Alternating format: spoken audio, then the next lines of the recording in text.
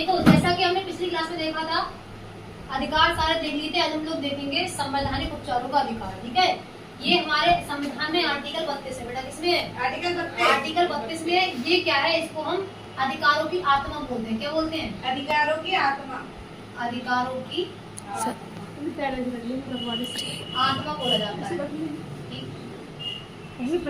ये क्या करता है? ये किसी भी व्यक्ति के अगर अधिकारों का हनन हो रहा है तो वो सीधे कहाँ पहुंच सकता है? Supreme court. सीधे सुप्रीम कोर्ट जाएगा। कहाँ जाएगा बेटा? Supreme court. वो सीधे सुप्रीम कोर्ट चला जाएगा। सुप्रीम कोर्ट जाएगा। और सुप्रीम कोर्ट क्या करता है? 5 प्रकार की रिट जारी करता है। क्या करता है? 5 प्रकार की रिट जारी करता है। कितने प्रकार की? 5 प्रकार की। इसमें पहली है बंदी प्रत्यक्षीकरण। कौन सी है? बंदी प्रत्यक्षीकरण। बंदी प्रत्यक्षीकरण। दूसरी है परमादेश। परमादेश। तीसरी है अधिकार प्रत्याख्यान। अधिकार। चौथी है प्रतिषेध। प्रतिषेध। पांचवी है हमारी उत्प्रेषण। कौन सी है? उत्प्रेषण। उत्प्रेषण। देखो ये 5 प्रकार की रिट क्या करता है? ये पांचों प्रकार की रिट सुप्रीम कोर्ट क्या कर सकता है? कर सकता है। अगर आपके ऊपर कोई अत्याचार हो रहा है या आपके अधिकारों का हनन हो रहा है या आपको कोई समस्या है तो आप इन प्रकार की रिट लगा करके आप कहाँ पहुंच सकते हैं? सुप्रीम कोर्ट जा सकते हैं। ठीक है, इसमें बंदी प्रत्यक्षीकरण का क्या मतलब है? पहली वाली रिट का मतलब, इसका मतलब है कि अगर किसी व्यक्ति को क्या किया है? बंधक बनाया। क्या बनाया है? बंधक बनाया। और बंधक बनाने के दौरान क्या किया जाएगा उसके साथ? बताइए जरा। बंदी बनाने के दौरान उस व्यक्ति को, पहली बात तो ये बंदी प्रत्यक्षीकरण सबसे बड़ी रिट है। बंदी प्रत्यक्षीकरण सबसे बड़ी रिट है। रिट बोलो या फिर याचिका बोलो, ये सबसे बड़ी रिट है। दूसरी बात ये क्या है कि अगर किसी व्यक्ति को तुमने बंदी बनाया है, उसको कैप्चर किया है, उसको गिरफ्तार किया है तो 24 घंटे के अंदर, कितने? 24 घंटे के अंदर आप क्या करोगे? उसके लिए न्यायालय में प्रस्तुत करोगे। न्यायालय आपको सशरीर कैसे करना पड़ेगा बेटा? सशरीर आपको विद उसकी बॉडी, मतलब ऐसा नहीं है कि आप उसको मार करके उसको कुचल करके जाकर उसको कहाँ कर दो? न्यायालय में ले जाओ। आपको उसको क्या करना है? सशरीर 24 घंटे के अंदर आपको क्या करना पड़ेगा? प्रस्तुत करना पड़ेगा। ठीक है, ये बात है। दूसरी बात है परमादेश। इसका मतलब होता है हम आदेश देते हैं। क्या देते हैं? हम आदेश देते हैं। हम आदेश देते हैं। इसमें क्या होता है?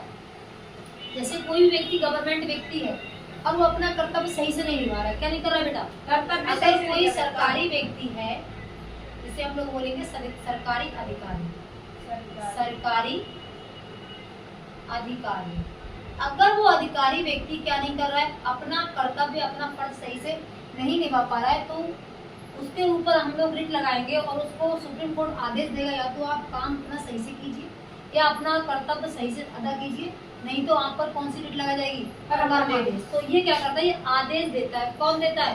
सुप्रीम कोर्ट उस व्यक्ति को देगा जो उस क्षेत्र में सही ढंग से अपना कार्य नहीं करेगा, अर्थात अपने कर्तव्य का पालन नहीं करेगा। तीसरी बात है अधिकार प्रत्याख्यान। क्या है बेटा? अधिकार प्रत्याख्यान। इसमें क्या होता है? कोई भी व्यक्ति अपने अधिकार से अलावा काम कर रहा है, अधिकार जो उसके अधिकार क्षेत्र में नहीं आता है। जैसे कोई व्यक्ति के अधिकार क्षेत्र में काम ना हो और वो फिर भी करे तो कौन सी रिट लगाई जाएगी? तो अधिकार प्रत्याख्यान लगाएगी। कौन सी लगाई जाएगी? अधिकार प्रत्याख्यान। जैसे टीसी है, टीसी टिकट चेकर, उसका काम है टिकट चेक करना। अगर कोई आपके आगे सामने आकर पुलिस चेक करेगी तो बेटा वो अधिकार उसमें नहीं आता है।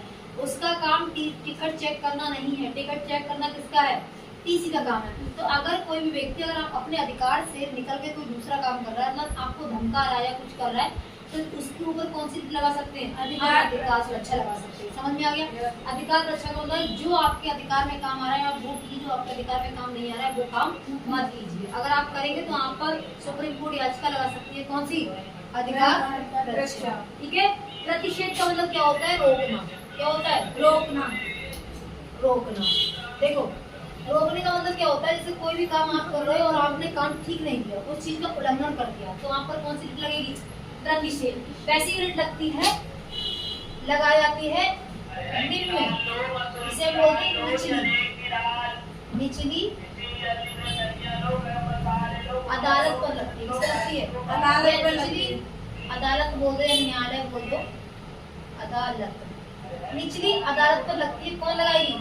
अपर अदालत, जो उससे ऊंची होगी।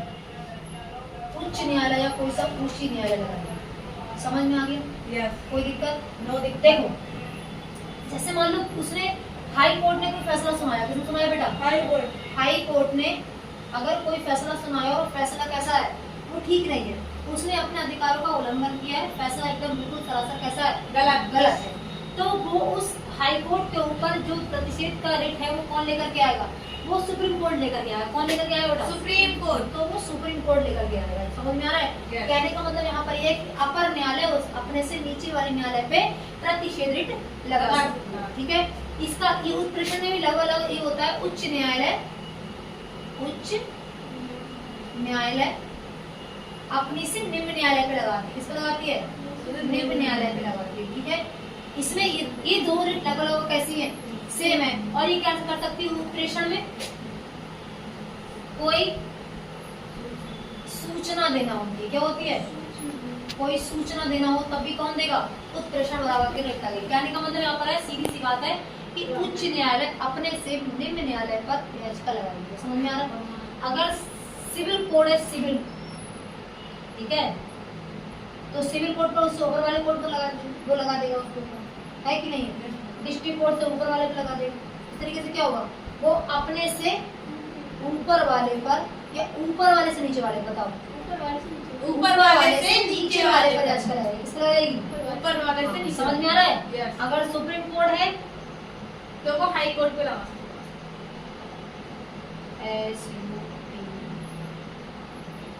तो वो किस पे लगाएगी? High court. हाई कोर्ट पर। हाई कोर्ट सिविल कोर्ट पर। किस पर? Civil court. और सिविल कोर्ट वाला इस तरीके से ये कौन सी रिट आ जाती है? प्रतिषेध। और ये वाली रिट लगा दी है। ठीक है। ये रही हमारे आर्टिकल 32 की पांचों की पांचों रिट। ये सारी रिटें क्या बोल जाती है? अधिकारों की आत्मा बोली जाती है। ठीक है। इतना समझ में आ गया? कोई दिक्कत? सुप्रीम कोर्ट होता है। सबसे बड़ा सुप्रीम कोर्ट। 12 से लेकर 35 तक मैंने आपको अधिकार बताए थे, जिसमें आपके संवैधानिक अधिकार 32 तक बेटा पूरे हो गए थे। कितने तक हो गए थे? 32 तक हुआ। लेकिन 33, 34, 35 मैंने आपको नहीं बताया। लेकिन इसमें ऐसा क्या है जो इसमें फिर भी अधिकारों में दिया हुआ है? आर्टिकल 33 में जो दिया हुआ है वो हमारी मीडिया दी है। क्या दिया गया? मीडिया। आपने देखा होगा कि मीडिया और गुप्तचर, जहाँ चाहे वहां जाके क्या कर सकते हैं? अपना इंटरफेयर करने लगते हैं। लेकिन अगर ये इतने ही इंटरफेयर करेंगे तो फिर उनका ये तो क्या करने लगेगा? हम लोग के साथ गलत करने लगेंगे। जहाँ चाहेंगे वहां घुस जाएंगे जा करके। तो इन पे क्या होता है? अगर ये ज्यादा ही जातियां करती हैं मीडिया और गुप्तचर, तो क्या होता है? इन पर कौन सा आर्टिकल आ जाता है? आर्टिकल 33। और ये मीडिया गुप्तचर के अधिकारों को सीमित कर देता है। क्या कर देता है? अधिकारों को सीमित कर देता है। कौन? आर्टिकल 33। आर्टिकल 33 मीडिया और गुप्तचर के अधिकारों को सीमित करने का काम करता है। अब आते हैं अनुच्छेद 34 पर। ये क्या करता है? जैसे आपने देखा होगा कि अगर हम कोई नागरिक हैं, सिविल हैं, और हम अपने अगर किसी भी अधिकार की मांग करेंगे तो या तो हम हाई कोर्ट जाएंगे या सुप्रीम कोर्ट जाएंगे। तो आपने देखा होगा कि इन चीजों में प्रोसेस थोड़ी ज्यादा लगती है। लेकिन अगर सेना कानून की बात करें, किसकी? सेना कानून। इस सेना कानून में क्या होता है कि आपको तुरंत ही इंस्टेंट, मतलब जल्दी से जल्दी आपको क्या देना होता है? न्याय देना होता है। तो इनका जो न्यायालय है ना वो अलग कर दिया गया है। किसका? सेना का न्यायालय अलग कर दिया गया है। इसको हम लोग बोलते हैं कोर्ट मार्शल। ठीक है। क्या बोलते बेटा? कोर्ट मार्शल बोलो या फिर सेना कानून बोलो। अगर कोई भी सेना में कोई अधिकारी या कोई भी सिपाही या कोई भी सैनिक कुछ गलत कर रहा है या अपने अधिकार को अनुचित प्रयोग कर रहा है तो उस पर क्या लाया जाता है, उस पर लाया जाता है कोर्ट मार्शल। समझ में आ गया? तो आर्टिकल 34 में सेना कानून है अर्थात कोर्ट मार्शल है, ठीक है। अगर इनमें सेना में कोई व्यक्ति कुछ उल्लंघन कर रहा है तो सीधे कहाँ जाएगा वो ना सुप्रीम कोर्ट जाएगा ना हाई कोर्ट जाएगा, सीधे कहाँ पहुंचेगा, वो अपने कोर्ट में जाएगा, कोर्ट मार्शल हो जाएगा उसको, ठीक है। उसके बाद आते हैं आर्टिकल अनुच्छेद 35 का। देखो जितने भी तुमने अधिकार पढ़े, अधिकार कितने भाग में थे, भाग 3 में थे। जितने भी हमने अभी अधिकार पढ़े उन भाग 3 के अधिकारों को इसमें लागू करने की विधि है। क्या है? लागू करने की विधि कि हमें किस प्रकार भारत के कानून को या उनके अधिकारों को, विधि का मतलब क्या होता है, कानून, भाग 3 के जितने भी अधिकार हैं वो किस प्रकार लागू करने हैं, उन सब की प्रोसेस आर्टिकल 35 में दी हुई है। यहाँ पर तुम्हारे जो है पूरे के पूरे आर्टिकल क्या हो जाते हैं बेटा, समाप्त हो जाते हैं, आर्टिकल सब समाप्त हो जाते हैं। और यहाँ से हमारे संविधान का भाग हो जाएगा 400। कौन सा हो जाएगा? भाग 400 हो जाएगा, जिसमें आएगा राज्य के नीति निर्देशक तत्व, जो कहाँ से लिए गए हैं, आयरलैंड के संविधान से लिए गए। वो हम लोग देखेंगे इससे अगली क्लास में।